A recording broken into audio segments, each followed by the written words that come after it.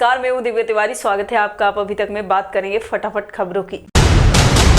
मुंबई की गैंगस्टर छोटा राजन की सजा का ऐलान। आज बिल्डर से 26 करोड़ की एक्सटॉर्शन मनी मांगने का आरोप। नेशनल मेट्रोलॉजी कॉन्क्लेव में पीएम मोदी बोले, वैज्ञानिकों पर गर्व, नए साल में 2 वैक्सीन दी। दिल्ली में बेटी के सामने मां के साथ बीच सड़क पर दरिंदगी का मामला आया सामने। पुलिस ने 3 लोगों को किया गिरफ्तार। सौरव गांगुली की तबीयत पर सीपीआई नेता ने दिया बेतुका बयान। कहा, उन पर राजनीति में आने का दबाव था। भारत के प्रमुख इस्लामी संगठन ने कहा, जिंदगी बचाने वाले कोरोना वैक्सीन का इस्तेमाल जायज। किसानों के जज्बे को कायम रखने के लिए बारिश के बीच सिंधु बॉर्डर पर महिलाओं ने खेली कबड्डी। बेटे के व्यवहार से दुखी होकर किसान ने अपने पालतू कुत्ते के नाम पर कर दी आधी जायदाद। 7 दिन में दूसरी बार 17,000 से कम आए नए केस। देश में करीब 1 करोड़ लोग ठीक हुए। केरल के मशहूर मलयालम कवि अनिल प्राचुरन का दिल का दौरा पड़ने से हुआ निधन।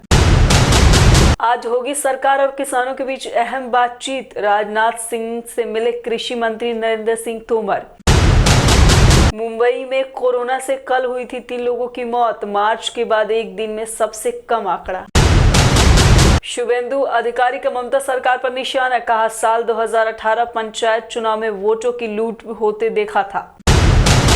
वैक्सीन मंजूरी पर कांग्रेस हमलावर। अलका लंबा ने किया तंज। कहा, पीएम पहले लगवाएं टीका, तीसरी ट्रायल के बाद होता रहेगा।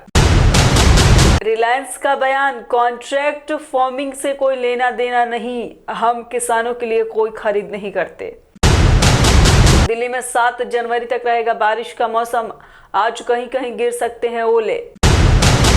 इस साल गणतंत्र दिवस परेड में भारतीय सेना के साथ बांग्लादेशी सैनिक भी लेंगे हिस्सा। तीनों सेनाओं के सैनिक होंगे शामिल।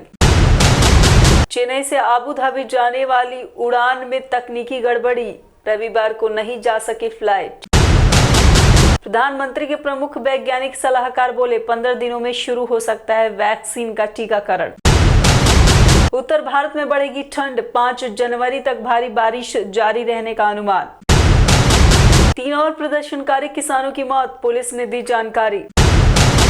भारतीय सुरक्षा बलों की बड़ी चौकसी। अब जम्मू कश्मीर के साइबर स्पेस के जरिए भर्ती में जुटे पाक के आतंकी। संजय राउत की पत्नी से पूछताछ के लिए ईडी ने तैयार की 55 सवालों की लिस्ट। अगले 48 घंटों में होना है पेश। 11 जनवरी से ओडिशा में खुलेंगे कॉलेज विश्वविद्यालय। अंतिम सेमेस्टर की परीक्षाओं का कार्यक्रम जारी। कोरोना वैक्सीन पर कांग्रेस ने उठाया सवाल। जेपी नड्डा बोले, विपक्षी दलों को किसी भी भारतीय चीज पर गर्व नहीं है। फटाफट खबरों में फिलहाल इतना ही। फिर मुलाकात होगी कुछ नई ताजी खबरों के साथ। तब तक के लिए नमस्कार।